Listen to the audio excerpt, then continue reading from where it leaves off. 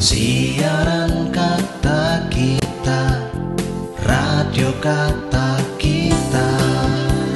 Radio Kata Kita. Dikutip dari Kompas TV, striker timnas Indonesia Elijah Spasojevic atau Spaso mendapat pesan dari pelatih Bali United Stefano Cugura atau Teko jelang berlangsungnya laga Piala AFF 2022 antara Filipina versus Indonesia.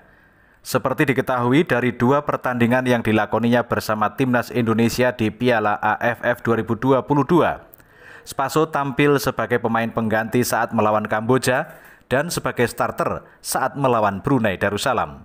Saat laga kontra Brunei, Spaso sukses mengemas 1 gol dan 1 assist untuk kemenangan telak 0-7 timnas Indonesia. Saat masa pemusatan latihan, Teko sudah berpesan kepada top scorer Liga 1 musim lalu itu agar ia bersedia mengikuti taktik dan instruksi pelatih timnas Indonesia Sintayong.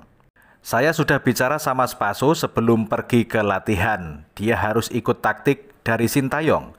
Saya punya taktik untuk Bali United. Sintayong taktik beda di timnas. Spaso harus bisa menyesuaikan taktik waktu main di timnas. Dan waktu balik ke Bali United harus sesuai taktik dari saya, kata Teko kepada Tribun Bali. Dia mengaku optimis dengan kemampuan Spaso yang musim ini sudah mencetak 7 gol untuk Bali United. Perkembangan selama menjalani pemusatan latihan kurang lebih 4 pekan, kata dia, menjadikan Spaso ujung tanduk berbahaya bagi lawan. Saya yakin dia bisa bantu banyak seperti dia bantu Bali United meraih juara. Dan sekarang dia ada kesempatan buat bantu timnas, kata Teko. Harus menang, tutup belakang, cetak gol di depan, kata pelatih asal Brasil itu. Timnas besutan Sintayong saat ini berada di peringkat kedua klasemen sementara grup A Piala AFF 2022 dengan koleksi 7 poin. Sementara di atasnya ada Thailand sebagai pemuncak klasemen yang unggul selisih 1 gol. Kami kutip dari Suara Denpasar, legenda sepak bola timnas Brasil bernama Edson atau Pele telah meninggal dunia dan membuat duka mendalam bagi para penggemarnya dan sejumlah pemain sepak bola dunia. Stefano Cugura atau Teko yang merupakan pelatih dari klub Bali United yang juga berasal dari Brasil ikut berduka. Teko mengatakan bahwa Pele adalah seorang raja yang paling terbaik di Brasil di dunia sepak bola. Ya, Pele adalah raja kami. Setiap anak laki-laki yang lahir di Brasil, orang tua mereka langsung memberikan mereka tentang sepak bola dan menginginkan anak laki-laki itu menjadi pemain sepak bola, kata Teko, dikutip Suara Denpasar dari laman resmi klub Jumat 30 Desember. Dan setiap anak laki-laki ingin bermain seperti Pele. Karena Pele adalah yang paling terbaik dari yang terbaik. Kita semua tentu akan merindukan legenda ini, imbuhnya. Teko rahasiakan pemain baru Bali United. Dikutip dari Bali Express, putaran pertama Liga 1 2022-2023 telah berakhir dengan hasil Bali United yang bertengger di urutan kedua di bawah PSM Makassar. Hasil ini cukup memuaskan, tapi Stefano Teko Cugura ternyata masih penasaran dengan kedalaman skuadnya. Isunya bakal ada pemain anyar yang akan segera merapat ke Bali United. Tinggal menunggu perkenalan oleh manajemen. Hal itu diungkapkan Teko, Coach Teko sapaan akrabnya. Memang menyebutkan ada sejumlah nama yang akan diserahkan ke pihak manajemen dalam bursa transfer kali ini. Meski jendela transfer belum dibuka, Teko sudah mengantongi beberapa calon punggawa yang akan diboyong ke Bali United. Hanya saja apakah semua nama-nama itu akan disetujui oleh manajemen? Mengingat hal ini harus dikalkulasikan juga dengan budget yang ada. Untuk nama-nama pemain saya sudah punya. Jika bisa menambah pemain yang berkualitas tentu bagus untuk tim, kata Teko. Seperti yang Teko ucapkan usai pertandingan terakhir putaran pertama lalu, manajemen Bali United apakah memiliki dana yang cukup untuk merekrut pemain yang dibutuhkan di putaran kedua atau tidak? Kalau tidak ada dana, tidak ada masalah. Kami akan maksimalkan pemain yang ada, terang pelatih asal Brasil ini.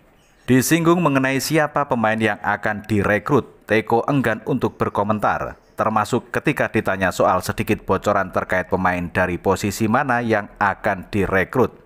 Teko tetap bungkam. Ia berdalih perkenalan pemain agar dilakukan oleh manajemen ke publik. Ditunggu saja, nanti biar manajemen yang perkenalkan, tutup Teko. Kemudian dari Indosport.com terdapat sejumlah kejadian menarik di sepak bola nasional yang terjadi sepanjang tahun 2022 ini. Mulai dari Bali United dan Timnas Indonesia yang ciptakan rekor hingga duka mendalam atas tragedi Kanjuruhan. Memulai agenda di tahun 2022, Timnas Indonesia yang berusaha bangkit usai pandemi COVID-19 di seluruh dunia, sukses torehkan tinta manis dengan menjadi runner-up Piala AFF 2020. Meski secara prestasi hal tersebut tidak bisa dibanggakan lantaran Timnas Indonesia sudah cukup sering gagal di partai final Piala AFF. Namun berkaca dari persiapan skuad Garuda yang terkendala pandemi, catatan itu bisa dibilang cukup baik. Di kompetisi lokal, Bali United berhasil ciptakan rekor pada tahun 2022 ini dengan menjuarai Liga 1 musim 2021-2022. Ini merupakan gelar kedua Bali United secara beruntun, yang sekaligus membuat Laskar Tridatu pecahkan rekor sebagai tim pertama mampu meraih 2 gelar juara Liga 1 secara berturut-turut.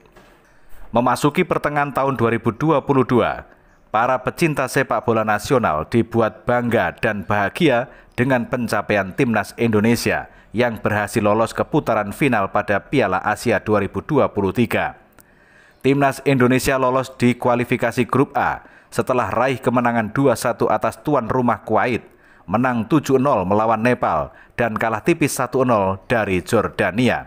Selang beberapa bulan, lagi-lagi publik pecinta sepak bola Indonesia bergembira usai Timnas U19 mengikuti langkah sang senior dengan lolos ke putaran final Piala Asia U19. Namun sayang, sukacita dan euforia keberhasilan Timnas Indonesia tersebut tercoreng dengan tragedi Kanjuruhan yang menyebabkan ratusan korban jiwa meninggal. Terjadi kerusuhan pasca laga Arema FC versus Persebaya di Liga 1. Kejadian tersebut mengakibatkan 135 orang tewas. Akibat tragedi ini, Liga 1 vakum selama lebih dari 2 bulan. Siaran Kata Kita, Radio Kata Kita. Radio Kata Kita.